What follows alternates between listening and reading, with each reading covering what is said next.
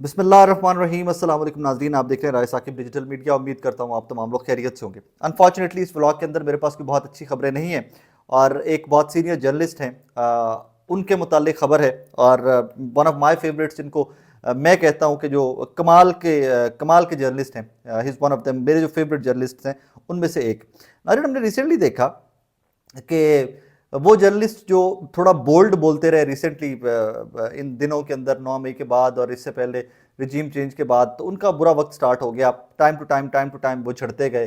पहले कभी काशिफ अब्बासी साहब ऑफर हो जाते हैं, कभी अदील राजा साहब नौकरी से निकल जाते हैं, कभी हमें सुनने में आता है कि जी मारिया मेमन साहिबा को ऑफर कर दिया गया, फिर हमें सुनने में आता है कि हमारे दोस्त असदुल्ला खान साहब 92 में बड़े अरसे से काम कर रहे थे, उनको ऑफर कर दिया जाता है। इसी तरह की कुछ खबरें आती रहती हैं टाइम टू टाइम। बहुत ही बदकिस्मती की बात है कि जब भी हुकूमत बदलती है पाकिस्तान के अंदर, किसी सहाफ़ी का अच्छा वक्त आ जाता है तो किसी सहाफ़ी का बहुत बुरा वक्त आ जाता है, और ये बहुत ही अनफॉर्चुनेट है। ऐसा नहीं होना चाहिए कि जो सहाफ़ी को ठीक लगता है वो कहता है, वो आपके हक में जाता है या आपके खिलाफ जाता है। ये मैटर नहीं करना चाहिए। आपको मैटर ये करता है कि जो सहाफ़ी कह रहा है, क्या वो बात ठीक है, क्या वो खबर ठीक है, क्या उसका तज्जिया ठीक है। अगर वो ठीक है तो फिर उसके ऊपर किसी भी किस्म का प्रेशर नहीं होना चाहिए। खैर, वापस आ जाते हैं आज की खबर के ऊपर। टेलन न्यूज़ एक नया न्यूज़ चैनल आया इंडस्ट्री के अंदर। सियालकोट से ताल्लुक़ है इसके मालिकान का, बरियार फैमिली है। इन बरियार फैमिली में से एक साहब एक नौजवान एमपीए भी थे, और वो बाद में एमपीए बनने के बाद उस्मान बुज़दार साहब के एडवाइज़र भी बने, और तहरीक इंसाफ से इस फैमिली का ताल्लुक़ था। और बाद में तहरीक इंसाफ से ताल्लुक़ भी क्या रहना था, जो बुरे वक्त आए और बिजनेसमैन भी इस लेवल का था, उसने क्या टिकना था। खैर, ये चैनल आया। चैनल में आने के बाद हमने देखा कि भी रिसेंटली को 15-20 दिन महीना पहले टेलन न्यूज़ ने काफ़ी सारे लोगों को फारिग कर दिया नौकरी से। नौकरी से जब फारिग कर दिया तो उसके बाद पीएफयूजे ने एहतजाज किया कि आप एट वंस लोगों को नौकरी से नहीं निकाल सकते और कोई कायदे कवानीन होने चाहिए, इस तरह इंडस्ट्री नहीं चल सकती। तो उसके बाद मालिकान ने डिसाइड किया कि जी ठीक है, हम नहीं निकाल रहे अब बंदे फर्दर।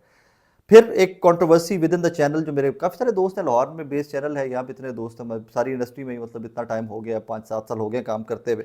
सो काफ़ी सारे दोस्त जो थे उन्होंने मुझे भी कॉलें करना स्टार्ट की कि यार कहीं पे कोई नौकरी है तो बताइएगा, प्रोडक्शन स्टाफ के कुछ एंकर की नौकरी है तो कुछ बताइएगा। At the same time talon news में मेरी इतला ये है कि कुछ लोगों को नई नौकरियों के लिए अप्रोच भी कर रहे थे। तो तब समझ आना स्टार्ट हुई कि टेलन न्यूज़ के दिन बुरे स्टार्ट हो गए हैं। इट्स वेरी बैड, क्योंकि हमारी इंडस्ट्री है, हम मजदूर सारे इसी की इंडस्ट्री में काम करते हैं। एक चैनल बंद होने से कई सैकड़ों लोग बेरोजगार हो जाते हैं। तो फिर हमें पता चलता है कि जी रऊफ क्लासा साहब जो है, उनके शो के अंदर भी कोई अपसेट है, और उनके शो को लेकर भी कोई बजट कट डाउन करने की बात चल रही है, या फायर करने की बात चल रही है, या कुछ इस किस्म का चल रहा था उन दिनों के भी अंदर के भी, क्योंकि लोग बहुत परेशान थे टेलन न्यूज़ के। उसके बाद एट वंस एक और ख़बर सरफेस करती है, और वो ख़बर सरफेस करती है अतर काज़मी साहब की। हम सब जानते हैं अतर काज़मी साहब को, मैं बड़े शौक से सुनता हूँ, बहुत सीखता हूँ अतर साहब से। तो अतर काज़मी साहब के शो को भी लेकर हमें बताया जाता है कि जी अतर काज़मी साहब के शो के ऊपर भी कोई प्रेशर है कि कट डाउन कीजिए, टीम छोटी कीजिए, एक्सपेंडिचर कट कीजिए, ये कीजिए, वो कीजिए। कुछ इस किस्म के इंटरनल जो मैनेजरियल इश्यूज़ आते हैं वो आना स्टार्ट हो गए में। याद रखिए कि हमारी इंडस्ट्री के अंदर कभी भी किसी एंकर को जब फायर करना होता है, या जब आप कहते हैं कि हम इसको अफोर्ड नहीं कर सकते, तो फिर हम हर्डल्स क्रिएट करती है आपका वो इदारा जो है, वो आपके हर्डल्स क्रिएट करना स्टार्ट कर देता है। यहाँ तक हर्डल्स क्रिएट होते हैं, ज़ाती तजर्बा बता रहा हूँ, कि आपकी गाड़ी दफ्तर के अंदर पार्क नहीं होगी, आपकी गाड़ी दफ्तर से बाहर पार्क किया करें आप। तो यहाँ से छोटी छोटी चीज़ें स्टार्ट होते हैं। आप इतने बजे आए थे, आप इतने बजे क्यों चले गए। सो यहाँ से स्टार्ट होते हैं मैटर्स, और फिर आपकी गाड़ियों के नंबर तक नोट किया करते हैं। मैं ज़ाती तजर्बा बता रहा हूँ आपको कि चैनल के मालिकान जो है वो इतनी अजीब अजीब सी हरकतें करते हैं कि आपकी गाड़ियों के नंबर तक नोट करवाते हैं, और फिर कहते हैं कि तुम इस तरह की गाड़ियों पे आते, तुम्हें तो नौकरी की जरूरत ही नहीं है, लिहाजा तुम fired, you are fired. Anyways, Atar Kazmi साहब के ऊपर वापस आ जाते हैं। मेरी अब की मुसद्दका इतला है, मैंने कुछ दोस्तों से रब्ता किया, कुछ अपने सोर्सेज से टेलन न्यूज़ में कंफर्म करने की कोशिश की, तो मुझे ने बताया कि जी यस, अतर काज़मी साहब has resigned. He was not the kind of person कि जो आए दिन बैठ के निगोशिएट करता, टीम को लेके बैठा होता, और वो मालिकान के साथ के जो रनिंग जो मैनेजमेंट टीम है टेलन न्यूज़ की, उनके साथ बैठे होते और वो कहते जनाब कि जी अब सैलरी कम कर दीजिए, हम ये कर लेते हैं, हम वो कर लेते हैं। ही वॉज लाइक कि इन्होंने एक ही दफ़ा कहीं पे ये बात दफ्तर के अंदर सरफेस हुई है कि जी बजट कट डाउन करना है, और एंड ऑफ द स्टोरी। तो अतर काज़मी साहब ने एक ही दफ़ा कहा है कि यार this is not the way to work. And फिर जब दूसरी दफ़ा या कोई थर्ड टाइम उनको इस तरह का कोई पैगाम मिला है, तो उन्होंने कहा जी ओके फाइन, मैं रिज़ाइन करता हूँ और मैं ही जा रहा हूँ। रीज़न, अतर काज़मी साहब का शो रेटिंग का शो है, लोग देखते हैं, पसंद करते हैं लोग उनको, तो obviously he will find a better job within no days. वो आने वाले दिनों के अंदर आपको आइडिया हो जाएगा कि वो किसी और स्क्रीन पर बैठे होंगे। ये लॉस मैं हमेशा से कहा करता हूँ कि जो भी इदारा आता है वो कम से कम 2-3 साल का वक्त दिया करे अपने एंकर्स को, अपनी प्रोडक्शन टीम्स को, न्यूज़ डिपार्टमेंट को। स्टेबिलिटी में वक्त लगता है। लेकिन बदकिस्मती की बात यह है कि हमारे जितने न्यूज़ चैनल्स आ रहे हैं इनमें से कोई भी जर्नलिस्ट न्यूज़ चैनल नहीं लेके आ रहे, ये सारे के सारे बिजनेसमैन लेके आ रहे हैं। अब बिजनेसमैन की अप्रोच ही होती है कि मैंने आज पैसा लगा दिया तो कल मुझे उसका रिटर्न मिलना चाहिए। खैर इस तरह तो नहीं होता, न्यूज़ इंडस्ट्री तो इस तरह काम नहीं करती कि इसमें फ़ौरन कमाइयाँ वापस नहीं होती, बड़ा वक्त लगता है। जियो बनते हुए और दुनिया न्यूज़ बनते हुए बड़ा वक्त लगता है। लोग बड़ा अरबों रुपया अपना पहले इन्वेस्ट करते हैं, फिर उसके बाद वापस कमाना स्टार्ट करते हैं। इसी तरह की कुछ खबरें रऊफ़ क्लास्टा साहब को लेकर भी मेरे पास हैं इदारे के अंदर से। कुछ सोर्सेज मेरे ने ये भी कोट किया है कि रऊफ़ क्लास्टा साहब को लेकर भी इदारा जो है वो थोड़ा दो ये बड़ी टीम्स थी जो महंगी टीम्स थी, और एक उनमें थे जनाब अतर काज़मी साहब जिन्होंने रिज़ाइन कर दिया, he is left talent news. और उसके बाद रऊफ़ क्लास्टा साहब हैं, उनको भी कुछ इस किस्म का पैगाम दिया गया। मेरी इत्तलात ये हैं कि जनाब आपकी बजट भी बहुत ज़्यादा है, आपकी टीम का ये बहुत है, ब्ला ब्ला ब्ला। तो उन्होंने तो आगे से ज़रा आंखें दिखाई हैं। एज़ पर माई सोर्सेज उन्होंने, क्लास्टा साहब ने तो कहा कि जनाब आपका और मेरा कॉन्ट्रैक्ट है 2 साल का, 2 साल आप मेरी टीम को नहीं ला सकते, आप मुझे नहीं हिला सकते। तो और ये जब आप रिटन कॉन्ट्रैक्ट है आपका तो फिर ऑब्वियसली आप नहीं हिला सकते। बहरहाल ये सारा जो मामला है, मैं I will be very honest with you, मालिकान को जो प्रेशर आता है अब वो मालिकान डायरेक्टली प्रेशर अब नीचे एम्प्लॉय के ऊपर शिफ्ट कर देते हैं। मीर शकील उर रहमान एक ही है।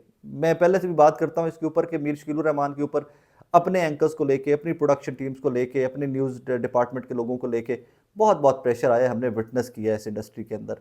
मीर शकील उर रहमान ने बंदा नहीं निकाला कोई, अपना प्रेशर सस्टेन किया है उन्होंने, जो भी ऊपर नीचे करके इधर उधर करके वो प्रेशर निकल गए हैं। लेकिन जियो ने कोई ऐसा बंदा यूं करके टक करके निकाला नहीं है। ये चैनल जो आते हैं, नई इंडस्ट्री के अंदर चैनल आने चाहिए, मुलाजमतों के मौके बढ़ते हैं, लोगों में कंपटीशन बढ़ता है, पैसे बढ़ते हैं, तनख्वाहें बढ़ती हैं, ज़िंदगी के हालात बेहतर होते हैं लोगों के। लेकिन जो इदारे इतना थोड़ा बहुत प्रेशर भी नहीं ले सकते और वो उसको फाइनेंस का रंग दे देते हैं कि जी फाइनेंशियल प्रेशर बहुत बढ़ गया है, हमारे पास फाइनेंस नहीं है, तो फिर वहाँ पर अतर काज़मी साहब या रऊफ़ क्लास्टा साहब जैसे लोगों को काम नहीं करना चाहिए। यही वह न्यूज़ चैनल है जहाँ से कुछ देर पहले मिन्हाज साहब को भी फारिग किया गया। वो पाकिस्तान से बाहर दौरे पे गए हुए थे और वो वापस आए हैं। तो जनाब मज़हर बरलास साहब, सॉरी मिन्हाज साहब नहीं, मज़हर बरलास साहब को, तो क्योंकि मैंने उनके फेसबुक के ऊपर ही देखा, तो उन्होंने लिखा हुआ था मज़हर बरलास साहब के बारे में कुछ लोगों ने कि वो पाकिस्तान से बाहर थे और वो जब वापस आए हैं तो ही इज़ ऑफ एयर, और उनकी जगह नौशाद साहब कैपिटल न्यूज़ में काम करते थे पहले, वो अब तज्ज़ियाकार बन के उस स्लॉट में बैठे हुए। सो यहाँ पर ये कहानी ख़त्म नहीं होगी। I would be very honest with you, यहाँ पर ये कहानी स्टार्ट तो हो रही है, यहाँ पर ये कहानी ख़त्म नहीं होगी कि बस अतर काज़मी साहब ने छोड़ दिया है या रऊफ़ क्लास्टा साहब छोड़ देंगे या छोड़ने के कुछ चल रहा है उनका मामला तो कहानी ख़त्म होगी, ऐसा नहीं है। ये कहानी यहाँ से स्टार्ट हुई है। अभी चंद बड़े बड़े नाम जो हैं कि झाड़े जा रहे हैं, और जो बड़े बड़े नाम रजिस्ट कर रहे हैं, जो हक सच की बात कर रहे हैं, जो खड़े में अपनी जगह पे, तो वो मज़ीद झड़ते जाएंगे। और जो रावी हैं, जो रिवायतें लिख रहे हैं, जो जो उनको बताया जाता है वो आके टीवी के ऊपर बता देते हैं सारे, वो जो हैं वो इंडस्ट्री के अंदर ग्रो करते जाएंगे। बदकिस्मती है, और बस that is how this industry works honestly speaking. लेकिन यस, कुछ चैनल हैं आज भी, 2-3 चैनल हमारी इंडस्ट्री के अंदर हैं जो जर्नलिज्म कर रहे हैं, जो प्रेशर सस्टेन भी करते हैं, नुकसान भी करते हैं, लेकिन जर्नलिज्म कर रहे हैं। बहरहाल ये अतर काज़मी साहब को लेकर एक बड़ी डेवलपमेंट थी, मैंने कहा मैं आप तक पहुँचा दूँ। अपना बहुत सारा ख्याल रखिएगा, दुआ में याद रखिएगा। अल्लाह हाफ़िज़।